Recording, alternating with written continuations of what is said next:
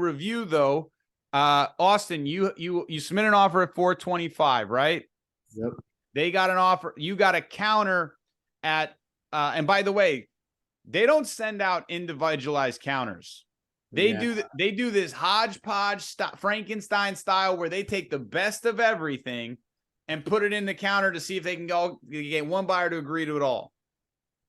So if I'd imagine on that counter that there were a couple terms that they put in that counter that you had already agreed to. Is that true? Yep. That's the flag that says they're doing that. So you know what strategy they're using. So if you get a counter, and let's say your buyer investigation was 7 days, and it says buyer investigation to be 7 days, and your loan contingency was removed, and it says buyer to remove loan contingency. So there's 5 terms, and 2 or 3 of them, or even one of them, you've already done. Then what that means is they're sending the same counter to everybody.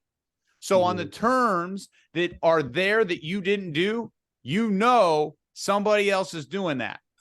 Yeah, that's exactly. That's exactly what happened. And so when you're presenting that to the buyers, you say, hey, great, we got this counter. Now, and this is how I always present it, because people like working with people that know the process and are experts. An expert can give them the details that everybody misses. Because when a buyer sees that counter, they're like, why would they counter us stuff we already said? Right? So you say, hey, great news, we got a counter. And they're like, great news, we got a counter. Yeah, they showed us their cards of what the strategy is. They showed us what the other offers are. Wait, they did what? Look right here. See how they put these 2 terms in here? These are our terms, right? They sent this to us, and they sent this same counter to everybody. So the great news is one, we know that these 2 terms we're the best in the group for, or we're at least tied for everybody else, because they took these 2 from us. Now, these 2 terms, somebody else did that. Now, we don't know whether or not those 2, they did all 4, but we know that those 2 were not done. So I'd recommend we at least do those other ones. Or strategically, if it's like a 9-day buyer investigation, most agents are not going to better sweeten it. So let's say you get that counter and you did a 9-day investigation and it says buyer investigation to be 9 days. I'd recommend going to 8.